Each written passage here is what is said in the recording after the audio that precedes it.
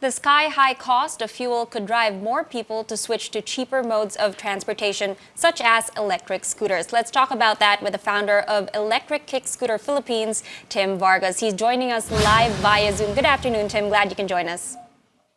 Hi, good afternoon, Sam. Thank you, CNN Philippines, for having me. So, Tim, I want to first discuss the safety of electric scooters because some might say that it's dangerous. How can these e-scooter riders protect themselves while on the road?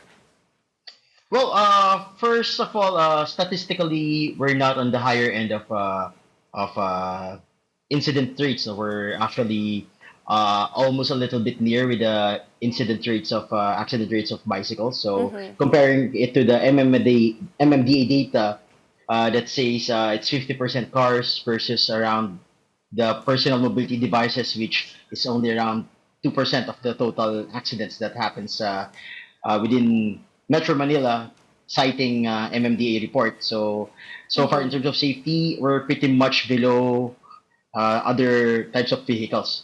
So in terms of those are getting into accidents, we really promote safety gears and stuff to Right. be more visible on the road and protect them. What safety gear would you recommend for these e-scooter riders? Usually, it's we always start with basic full face helmet. So that's what's actually in the LTO administrative order also. So it will protect your jaw because statistically, in e-scooter accidents, majority around 50% gets around a jaw injury. Right. So yeah, we really recommend such. Okay, speaking of protection, authorities say that e-scooters should be registered just like other vehicles, while riders need a license naman. What do you have to say about this? To be honest, there's an LTO administrative order approved last year already. It's called AO 2021-039, which says that e-scooters are not subject to registration or even the riders for licensing. What we usually do now is really do self-policing.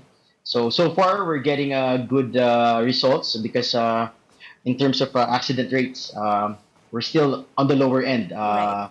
We're making sure that the whole organization and the community is really in touch with each other. We keep looking at each other's back. There's also a directive naman that limits e-scooters to side streets. So how would you justify your presence on major roads like EDSA? According to the LTO Administrative Order 2021, again, I'll cite the same Go administrative ahead. order. It says that we're allowed on barangay roads, bike lanes, and also lanes designated by the proper authorities. No? So in EDSA, we have a full bike lane.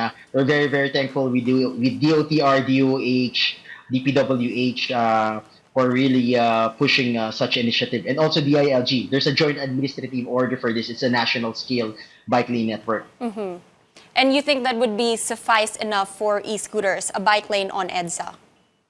For now, actually, it's something nice to have, but there's a lot to be improved on Right. pa. So, but it's a good progress versus before. So we have a lot of options. So we have around almost 20 plus thousand riders already. So yeah, it really helps a lot. We have a lot of workers, lalo na with this RTO thing. So return to work. So it really helps with the fuel prices going up.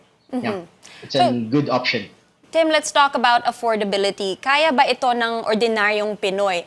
How much will it cost, especially on charging and maintenance? Scooter now goes around. We can see the decent ones, the entry level ones, will range around 15,000 to 20,000 pesos, and that will give you around 20 to 25 kilometers of range. Charging will be around 20 to 20 centavos per kilometer, so it's still way cheaper than really riding a car if you're just alone, low occupancy. Yeah, it's we really recommend the personal mobility devices like electric scooters and of course the bikes. You know, it's still the best personal mobility devices. But yeah, it's really cheap. It's really cheap to maintain one. So speaking of charging, there's a bill called Electric Vehicle Industry Development, and it's pending in Congress. This is to provide infrastructure support, such as charging stations in parking spaces and gas stations. With this, how can we promote the use of e-scooter or other e-vehicles amid high fuel prices? It will help actually in the context of vehicles, cars, But we're personal mobility devices. We have different types of chargers, so we just use the wall outlet versus like cars. You really need a special high output or high Ah, I see. power charger. So the impact will be very, very minimal technically because we can charge at our homes, at our offices. So yeah, what we need is really maybe some parking stations that has provision for outlets that our users can charge to. But the law will not have a significant impact yet for now. So Tim, before we go, what would you say do we need pa for government support? To be honest, what we need from the government now is really pushing the private sector also because now it varies. No, like there are some property developers or property owners that allows. There are some that doesn't allow. So it's not consistent. So there's this hesitancy. It creates this hesitation for new riders to use one. Personally, me, I've been riding myself, riding the scooter since 2016.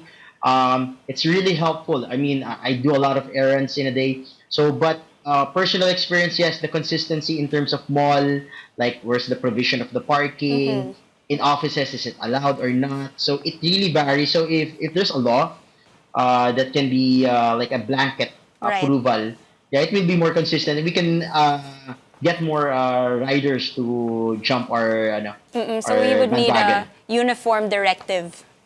Yeah, uniform directive, exactly. Okay, Electric Kick Scooter Philippines founder Tim Vargas, thank you for joining us.